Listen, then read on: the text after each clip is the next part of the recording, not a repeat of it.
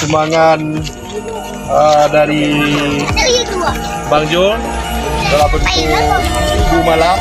Adanya lebih tersebut mungkin agak tinggi. Muhammad Rizal anak telantar. Ya, yang kerja yang apa kamu sampaikan? Nyo empat sih anak telantar. Baik berah hari Aceh anak telantar. Nah komen kamu anak telantar. Yo tacok. Jemantara News.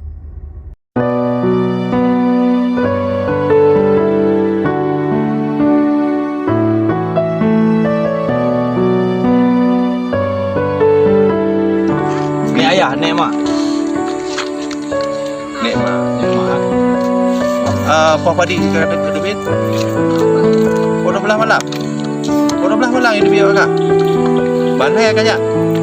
Mana anak ayah ayu mah lagi duit. Anak kau pegang duit malam-malam.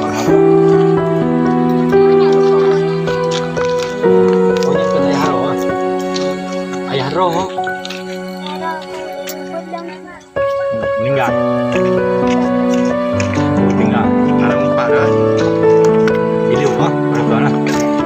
Alhamdulillah kamu malamnya sementara meyak jenguk anak yang kamu dititipkan di daerah Rodatul Huda di bawah pimpinan Abi Muhammadian. Yo anaknya adalah anak yang bermasalah dengan urgensi di Kecamatan Mentangguli, tapi Hurojo wajah jetangin bersama cukup ceria. Gajah cukup senang dengan hidayah karena mungkin akan menghilangkan beban-beban psikologi dengan urgensi. Ya keceriaan dan kedanya. Kamu sangat mengharapkan kepada seluruh masyarakat, mari kita peduli. Mungkin dia nak tempat, nak ilmu, yang kebutuhan untuk hidup sehari-hari, jajan dan lain-lain, yang perlu campur tangan kita dan perlu donasi yang harus kita hantar ke daya. Muhammad Rizal, anak telantar. Ya, yang kerja yang apa kamu sampaikan? Nyo empat sih telantar. Baik berah hari Aceh anak telantar. Nah komen kamu anak telantar. Nyo tacok barangkang di laut.